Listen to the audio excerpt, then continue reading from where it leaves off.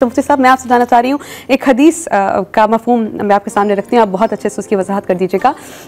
सुई को अगर समंदर के पानी में डिप करके निकालें तो अल्लाह पाक अगर अपना सब कुछ भी हमें अता कर दें किसी शख्स को, तो उसके ख़जानों में कमी नहीं होती। तो इसके बारे में थोड़ा हमें वजाहत कर दीजिए। बिस्मिल्लाहिर्रहमानिर्रहीम। देखिए, अल्लाह रब्बुल आलमीन है, तमाम आलमीन का रब है। अल्लाह सुब्हानहू व तआला इन्नल्लाह अला कुल्लि शैइन क़दीर का मालिक और अपने चाहे पर कादिर है। अल्लाह सुब्हानहू व तआला को इबादत में और फिर बंदा गुनाहों पे नादिम हो तो ये आंसू बड़े पसंद हैं। जी जी। वो रब जो समंदरों का रब है, तमाम पानी का रब है, उसको इंसान के दो बूंद जो इंसान के आंसू गिरते हैं वो चेहरे पे गिर जाए तो अल्लाह सुब्हानहू व तआला उस चेहरे को जहन्नुम से आज़ाद फरमा देता है। तो हमें चाहिए कि हम खल्लाक़ आलम यानी कि अल्लाह सुब्हानहू व तआला की जो तख्लीक़ है, कुरान मजीद फ़ुरक़ान हमीद में जब अल्लाह ने अपनी वहदानियत, रबूबियत, खल्लाक़ियत का तज़किरा किया है तो वहाँ फ़ितरत के हवाले से बात है कि तुम ऊँचे पहाड़ों को देखो, तुम समंदरों को देखो, तुम रेगिस्तानों को देखो, तुम दरियाओं को देखो, तुम दरिया की रवानी को देखो, तुम पुलों की खुशबू को देखो कि बनाने वाला कौन है। यकीन खालिक एक, मालिक एक, राज़िक़ है। तो जब हम इस चीज़ पे गौर करते हैं तो अल्लाह सुब्हानहू व तआला के करीब होते हैं, और जब अल्लाह के करीब होते हैं तो अल्लाह से मोहब्बत होती है, और अल्लाह से मोहब्बत हमें करनी है तो कुरान कहता है कुल इन कुंतुम तुहिब्बूनल्लाह फत्तबिऊनी युहब्बुकुम। ऐ हबीब सल्लल्लाहु अलैहि वसल्लम इन सबसे कहते हैं कि मुझे अल्लाह से मोहब्बत करनी है तो आप सल्लल्लाहु अलैहि वसल्लम की इत्तबा करें, आपके तरीक़े पर चलें, आपकी सुन्नत पर चलें। आपकी सुन्नत क्या थी कि आप आज की रात कैसे गुजारते थे और अगला दिन जो ईद होती थी वो आप कैसे गुजारते थे। नबी पाक सल्लल्लाहु अलैहि वसल्लम इस रात में कसरत के साथ इबादत फरमाया करते थे, और अगले दिन आप गरीब, मसाकीन, यतीमों का ख़ास ख्याल रखते थे। बल्कि मशहूर वाक़या है कि आप जा रहे हैं और रास्ते में आपने देखा एक यतीम बच्चा है जो मैले कपड़े पहना हुआ, गंदे कपड़े पहना। आप सल्लल्लाहु अलैहि वसल्लम फरमाया, बेटा क्या तुम्हारे वालिद नहीं फरमाया सल्लल्लाहु अलैहि वसल्लम यतीम। आप सल्लल्लाहु अलैहि वसल्लम उसके सर पे हाथ रखा, उसको सीने से लगा, फरमाया क्या तुम्हें अच्छा लगेगा कि मोहम्मद तुम्हारा बाप बन जाए और आज तुम्हारी माँ बन जाए। तो कहते हैं मदीने के सारे बच्चे दुआ करते थे कि काश हम यतीम होते और रसूलुल्लाह हमारे वालिद बन जाए। आका सल्लम को सीने से लगा और आका सल्लम उसको अपने घर लेके गया और उनको अच्छा उजला कपड़ा पहना कर अल्लाह के नबी सल्लल्लाहु अलैहि वसल्लम तैयार किए। तो आज रात अगर मुझे खुशी मनानी है तो मुझे सराउंडिंग में देखना है गरीब, यतीम, बेवा, मसाकीन। खुशी देखें, जितनी आप खुशी बांटते हैं उतनी खुशी बढ़ती है। जितना आप अपनी ज़ात से लोगों को सुकून देते हैं उतना सुकून आपके लिए बढ़ता है। आप जितनी राहत दूसरों को देंगे अल्लाह उतनी राहत अता फरमाएगा। बिल्कुल, कोशिश करें अल्लाह की मखलूक की खिदमत। इंशाल्लाह। आपा, ईद के दिन की क्या फजीलत है और कौन से ऐसे अमाल हैं जो हमें ईद के रोज़ करने चाहिए? अच्छा, देखिए, ईद के दिन की मौला कायनात अली इब्न अबी तालिब अलैहिस्सलाम इरशाद फरमाते हैं कि हर दिन वो ईद का दिन है जिस दिन तुमने कोई गुनाह ना किया हो। तो हमको ये चाहिए कि हमने 30 दिन की पूरी प्रैक्टिस की है, रोज़ों की, नमाज़ों की। अब ऐन ईद के दिन अगर हम उन तमाम मशगूलियात में लग जाएं जो कि जिसे कहते हैं शैतान आज़ाद हो गया, तो यकीनन ईद वो नहीं होगी। इसलिए कि हमने जो 29 दिन हमने पूरे नमाज और रोज़े में गुजारे हैं, हमको उसी तरीक़े से ईद का दिन भी गुजारना है ताकि हमको महसूस हो सके कि परवरदिगार आलम हमसे राज़ी है। मुफ्ती साहब, जैसा कि आपने कहा कि हमने पूरे 30 रमज़ान में पूरा 30 दिनों का ये अल्लाह पाक ने हमें पैकेज दिया था। पूरे रमज़ान के 29 दिन हमने हद्दुल इम्कान कोशिश की है झूठ से, ग़ीबत से, बहतान से, हराम खोरी से, नाजायज़ कामों से और उन तमाम हराम कामों से बचें जिसका इज्तनाब करने का हमें अल्लाह पाक ने हुक्म दिया है। अब अगले 11 महीने हम अपनी लाइफ के गोल्स क्या रखें, क्या अपनी टाइमलाइन बनाएं कि हमने डू लिस्ट जो बनानी है उसमें क्या अमाल जो हैं हम मलहूज़ खाते रखें कि हम इसी रास्ते पे चलते रहें और इंशाल्लाह जब अगला रमज़ान हमें मिले तो हम कहें कि हमने अपनी ज़ात को ज़्यादा नहीं बिगाड़ा, कमोबेश पिछले रमज़ान वाले शख्सों में। देखिए, अगर आप 3 चीज़ों पर फोकस कर लें, वो कुरान मजीद फ़ुरक़ान हमीद का फोकस इन 3 बातों पर होता है।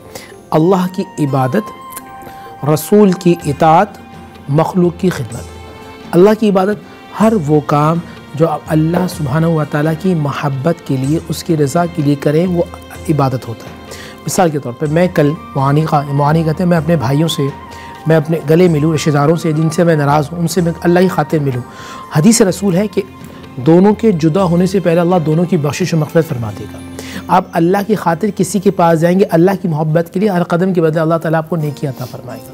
तो कोशिश कीजिए कल जो आपके रूठे हुए लोग हैं आप उनको मनाइए। सेकंड ये कि कुरान मजीद फ़ुरक़ान हमीद को सिर्फ पढ़ना नहीं, उसको समझने की कोशिश करें। रसूलुल्लाह सल्लल्लाहु अलैहि वसल्लम की हर सुन्नत को अपनाने की कोशिश कीजिए। जैसे कि नबी इस्लाम हर किसी को इज़्ज़त दिया करते थे, नबी अलैहिस्सलाम सच बोला करते थे, नबी अलैहिस्सलाम झूठ से बचा करते थे, नबी अलैहिस्सलाम हर किसी का एहतराम करते थे और हर किसी को इज्जत देते थे। अगर मैं चाहता हूं कि मुझे लोग इज्जत दें तो आप जी बोलेंगे, जी सुनेंगे, तू बोलेंगे, तू सुनेंगे। आपा बच्चों को बहुत शौक होता है कि उनको ईदी दी जाए। मैं आपसे जानना चाह रही हूँ कि इस ईदी के लम्हात में जब हम अपने ख़ानदान वालों को, बच्चों को देख रहे होते हैं, तो हमें उन बच्चों को भी देखने की ज़रूरत है जिनके सर पे बाप का साया नहीं है। उन बच्चों को भी देखना चाहिए जो बहुत मुफ़लिसी की ज़िंदगी बसर कर रहे हैं और 2 वक्त की रोटी खाने से भी कासिर हैं। तो ईद के रोज़ नबी करीम की कौन सी सुन्नतें हैं जिस पर अमल करना चाहिए, और अपने रिश्तेदारों से और जो नीडी लोग हमारे इर्द गिर्द हैं उनके साथ कैसे हमें सिला रहमी करनी चाहिए? अच्छा, सबसे पहले तो फजलो करम हमें अपने ऊपर ही करना चाहिए, अपने लिए हिदायत की दुआ मांगनी चाहिए। और आयतुल्लाह तकी बहजत फरमाते हैं कि जिस तरीके से माँ दस्तरखान लगाती है और सारे लोग बैठकर उसके ऊपर शिकम शेर होते हैं, मगर एक छोटा सा बच्चा जो कि नहीं खाता है, तो माँ कभी भी उसको भूखा नहीं रहने देती है और वो तमाम दस्तरखान समेट कर, तमाम नेमतें समेट कर, उसके बावजूद उस बच्चे से पूछती है कि तुम क्या खाओगे, मैं तुम्हारे लिए कुछ बना दूँ। तो हमें खुदा से ये दुआ करनी चाहिए कि परवरदिगार आलम, आज की रात हम कुछ नहीं हासिल कर सके, हमने 29 दिन तक कुछ भी नहीं किया, हम कुछ नहीं हासिल कर सके, लेकिन कम से कम आज की रात तू हमें महरूम ना करना। और रब्बुल आलमीन परवरदिगार आलम हमको देगा, और वो 70 माओ से ज़्यादा मेहरबान है, वो क्यों नहीं देगा, इंशाल्लाह ज़रूर, और वो ज़रूर देगा इंशाल्लाह ताला। और मांगने का तरीक़ा हमें आना चाहिए, और जब मांगने का तरीक़ा आना चाहिए तो परवरदिगार आलम देगा और ज़रूर देगा। मुफ्ती साहब, हदीस शरीफ है कि ईद उल फित्र के दिन मोहताजों को खुशहाल बना दो, इसकी मैं आपसे वजाहत चाहूँगी। और इसके अलावा जो फितरा है उसकी अदायगी करना कितना इम्पोर्टेंट है, और क्या ये नमाज ईद से पहले करना होता है हमें? बिस्मिल्लाहिर्रहमानिर्रहीम। देखिए, फितराना जिसे लोग कह रहे होते हैं, इसके बारे में हदीस से अल्लाह के नबी सल्लल्लाहु अलैहि वसल्लम फरमाया कि जिस शख्स ने सदक़ा फ़ितर अदा नहीं किया, उसके रोज़ा का जो मामला होता है वो ज़मीन और आसमान के दरमियान मुअल्लक़ रहता है, ना आसमान की तरफ जाता, नहीं नीचे होता है जी। तो उसमें अच्छा फितराना क्यों अदा करते हैं या फ़ितर अदा क्यों करते हैं? इसलिए अदा करते हैं ताकि आपसे रोज़े में जो गलती, जो बेअदबी हो गई या कमी या कोताही हो गई, आप सदक़ा फ़ितर अदा करेंगे। अल्लाह सुब्हानहू व तआला से गालिब उम्मीद है कि अल्लाह पूरा फरमा देंगे इंशाअल्लाह। आपका जो लाइफ स्टाइल होगा, आप अपने लाइफ स्टाइल के मुताबिक सदक़ा फ़ितर अदा करेंगे। आप एक नॉर्मल फैमिली से ताल्लुक़ रखते हैं तो आप आटे की मद में 240 रुपये आप सदक़ा फ़ितर अदा करेंगे।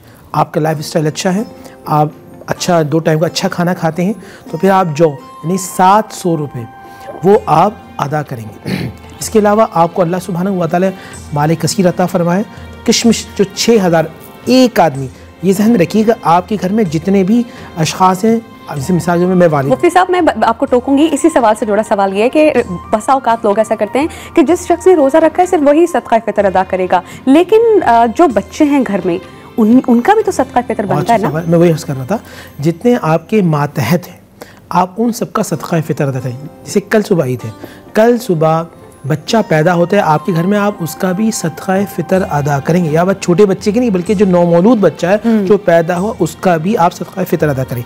इसी तरह आपके वो मुलाजिम जो आपके घर में रहते हैं, आपके ज़ेर कफ़ालत हैं, उनका भी सदक़ा फ़ितर आप अदा करें। अल्लाह सुब्हानहू व तआला ने आपको अच्छा दिया है, तो जो किशमिश के 2700 रुपये या अजवा खजूर 19,000 रुपये पर बंदा ये बनता है, जो आपके लाइफ स्टाइल के मुताबिक आप सदक़ा फ़ितर अदा करते रहेंगे, अल्लाह सुब्हानहू व तआला आप पे ख़ास करम अता फरमाएगा। हाँ, ये ज़रूर कीजिएगा, आज रात भी दे सकते हैं, मगर कल नमाज ईद से पहले अदा करना वाजिब है। और यहाँ भी ज़हन में रखिएगा, जो शख्स नमाज ईद अदा नहीं करता, नबी इस्लाम की हदीस का मफ़हूम मिलता है कि वो यहूदी हो के मरे या नसानी हो के, उनका ताल्लुक़ हमसे नहीं है।